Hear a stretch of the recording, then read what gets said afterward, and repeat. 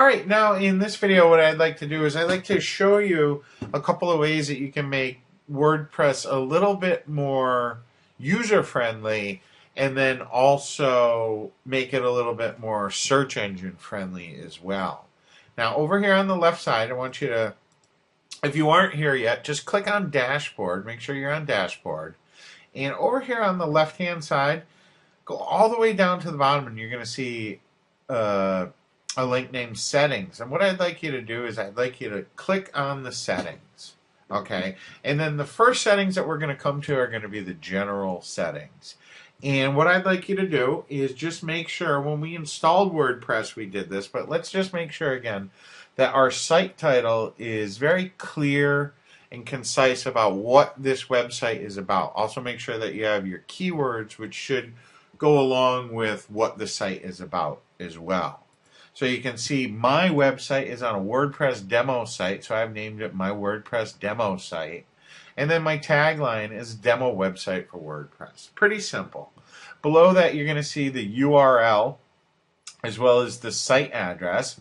Here you can change if you'd like the site address to be different than the actual address that is right here. Like if you did want to put it in a different folder, you would have earlier had this in a different folder. So instead of just being the straight domain name like it is on mine, yours might be, you know, blog over here or something like that. But for now, we're just going to leave these how they are. Make sure that your email address is correct. We're going to want to, you can change around the date format. Like you can see, there's a couple different date formats that you can use and a couple different time formats that you can use. So you're going to just want to, if there's anything in here that you do want different, if your email address is different, make sure that you go ahead and click on Save Changes. And I'll go ahead and do that right now. Okay, and you'll see up top, it's going to tell you that the settings have been saved. Now, the next one that we can click on is we can click on the writing. There really isn't too much to do here. Most of the time I will leave this exactly how it is on the writing.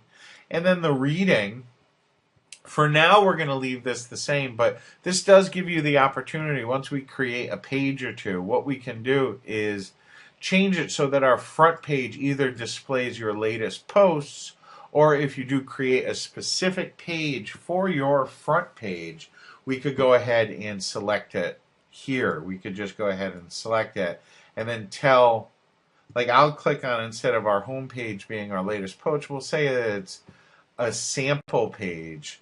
Okay.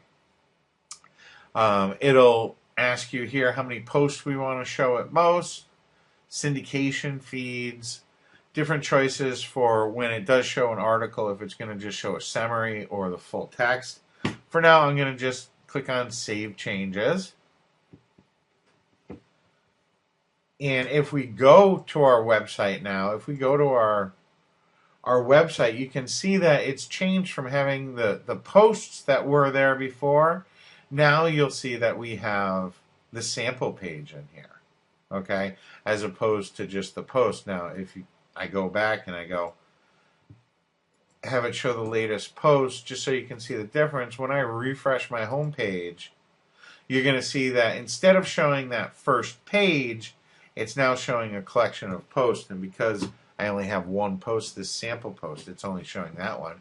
But if you had a bunch of different posts on here, it would be showing all those different posts on here. Okay? Now, the next setting, that this is kind of important, especially if you want to cut down on spam. And it's something that I do, and it's something that I recommend you do too.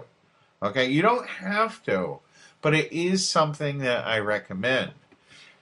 You'll see right here under the default article settings, you see this little box, it comes checked, and it allows people to post comments on new articles.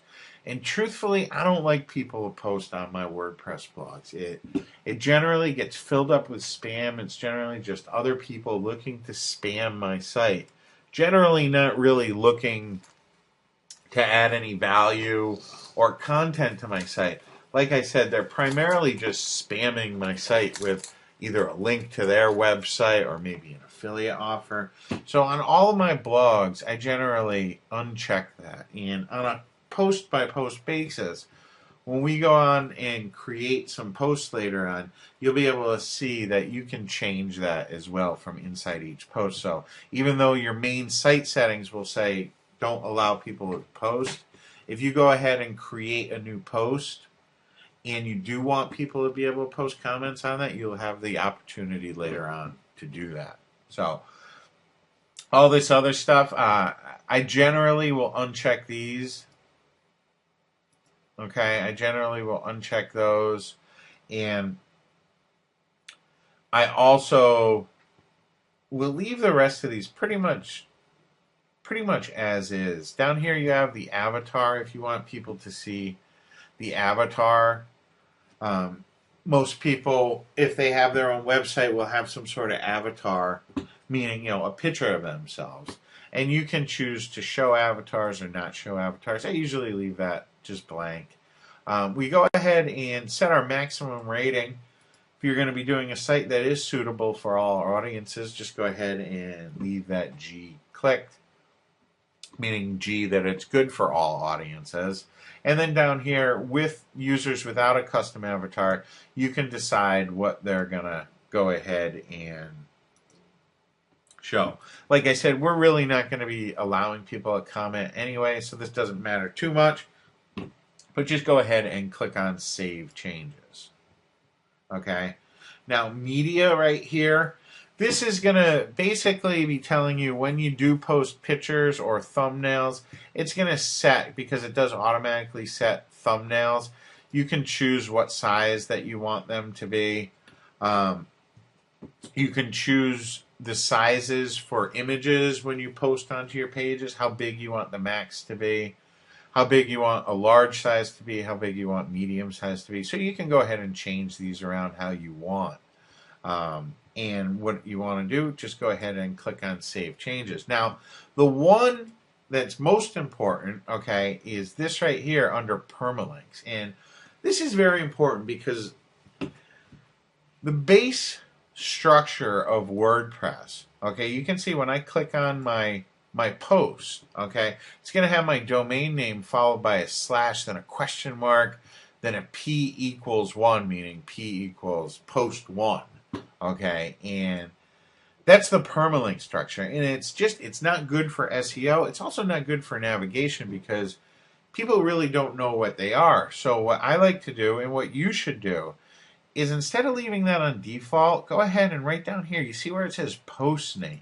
Okay, what that's going to, if you select that, what that is going to do is when you go ahead and create new posts and new pages, it's going to use the title of those posts and pages as the actual page name. So I'll go ahead and save this, and I'll give you a quick example. Okay, if we go over and we create a new post, okay, we'll just go ahead, click on Post, Add New, and we're going to call this New Post. Okay, and we'll just go ahead and publish this. Now when we go back over to our WordPress site, okay, you can see a couple of things have changed. Because I have changed my permalink settings to this post name, okay, what's happened is, first off, this first sample post is no longer P equals 1. It's called Hello World, and it's grabbing that right from the title of the page. And you can see, we'll go back to the home page here, and you can see with our new post that I just created, if I click on New Post, you'll see that it says New Dash Post. And that really is good for search engine optimization, because search engines, they do look at the content of a page to help, you know, determine what the page is about. So if you can leave that, or rather check that over to post name, you're just going to have a much better structure on your site. It's going to be clearer, easier to navigate, and all around it's going to do better in the search engine. So make sure you go ahead, click on post name, save those changes, and those are pretty much it as far as the basic configuration settings on your WordPress site. So I will see you in the next video.